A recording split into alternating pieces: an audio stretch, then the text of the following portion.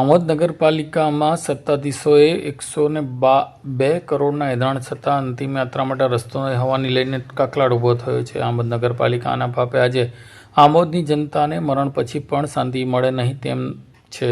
આમોદ શહેરના સ્મશાન ગૃહમાં સરકારે 1 કરોડ 2 લાખની માતબર ગ્રાન્ટ ફાળી હોવા છતાં એજન્સીની બેદરકારી અને તંત્રની મિલીભગતના કારણે આજે સ્મશાન નર્ક સમાન બની ગયું છે. ભાજપના પૂર્વ મહામંત્રી ભીખાભાઈ લીંબચિયા અને હિન્દુ સમાજના આક્રોશિત યુવાનોએ આજે સ્મશાનની મુલાકાત લેતા પાલિકાના ભ્રષ્ટ વહીવટના ધજા ઉડ્યા હતા. નગરમાં ચર્ચા છે કે આમોદ પાલિકાના ચીફ ઓફિસર એન્જિનિયર માત્ર ઓફિસમાં બેસી રહેવાનો જ રસ ધરાવે છે. લાખો કરોડો કામો ચાલતા હોવા છતાં આ જવાબદાર અધિકારીઓ કાર્યસ્થળ પર તપાસ કરવાની તસદી લેતા નથી તેવું લોકો કહી રહ્યા છે.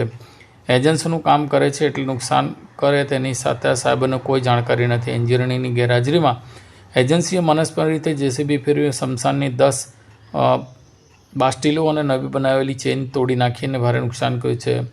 સરંજામબાદ બાબત એ છે કે આડેધડ ખોદકામ કામગીરીને કારણે સ્મશાનમાં જવાનો રસ્તો પણ બંધ થઈ ગયો છે. હિન્દુ સમાજના યુવાનોએ ભારે રોષ સાથે સવાલ કર્યો કે જો અત્યારે શહેરમાં કોઈ આકસ્મિક મૃત્યુ થાય તો શું તેના મૃતદેહને સ્મશાન સુધી લઈ જવા માટે હેલિકોપ્ટર બોલાવવું પડશે? તંત્રની આ હદ બહારની આળસ અને બેદરકારીથી સમગ્ર આમોદ પંથકમાં ફિટકારની લાગણી વરસી રહી છે.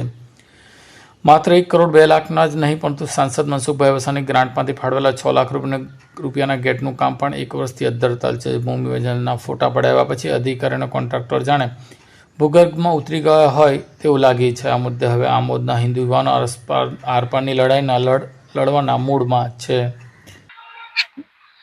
હું ભીખાભાઈ લીંબચિયા, આમોદ શહેર ભાજપના પૂર્વ મહામંત્રી અને આમોદ શહેરના વિવિધ મોરચાથી લઈને સંગઠનના અને નગરના લોકો આજે સ્મશાન ભૂમિ માટે જોવા માટે આવેલા હતા. એની અંદર સરકારશ્રી તરફથી ગ્રાન્ટ મળેલી છે 1 કરોડ ને 2 લાખ. તારા પછી એજન્સી નિમાઈ છે, કોઈ બી એજન્સી હશે, એ એજન્સીએ જીસીબી દ્વારા સ્મશાન ભૂમિ ઉપર જીસીબી ફેરવીને કમિટીના સભ્યોને બી કીધું નથી અને નુકસાન કરેલું છે. એની અંદર 10 બાસ્ટીલ હતી, નવી ચેર બનાવેલી હતી કમિટીએ અને કોઈપણનું ધ્યાન દોર્યા વગર આ નુકસાન પહોંચાડ્યું છે. અને હાલમાં આમોદ નગરની અંદર કોઈ પણ મૃત્યુ પામે તો અંદર જવાનો રસ્તો પણ રાખવામાં આવેલો નથી. એટલે આજે રજાનો દિવસ હતો એટલે બધા ભેગા થયા કે ચાલો સ્મશાન બાજુ જઈએ, થોડું શું કામ છે જોવા માટે.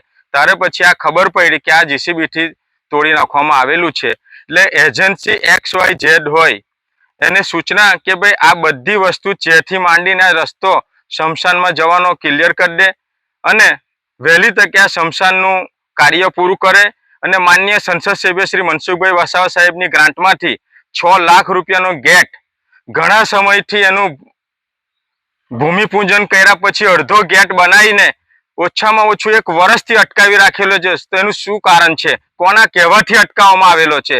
તો આ ગેટ તાત્કાલિક પૂરો થાય અને આ સ્મશાનની કામગીરી વ્યવસ્થિત થાય અને ભાવના સાથે ભારત માતા કી જય. તમે મુખ્ય અધિકારીને શું રજૂઆત કરશો?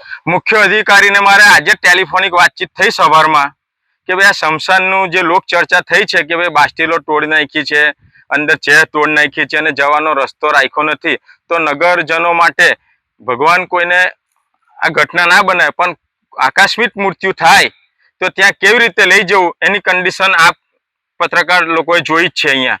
એટલે અમે કાલે સોમવારે ચીફ ઓફિસર સાહેબને પણ રજૂઆત કરીશું. कॉल करें अभी 8733053364 पर या 9426889560 पर. हिमालय इंटरप्राइजेज, जियो मार्ट डिजिटल भरूच,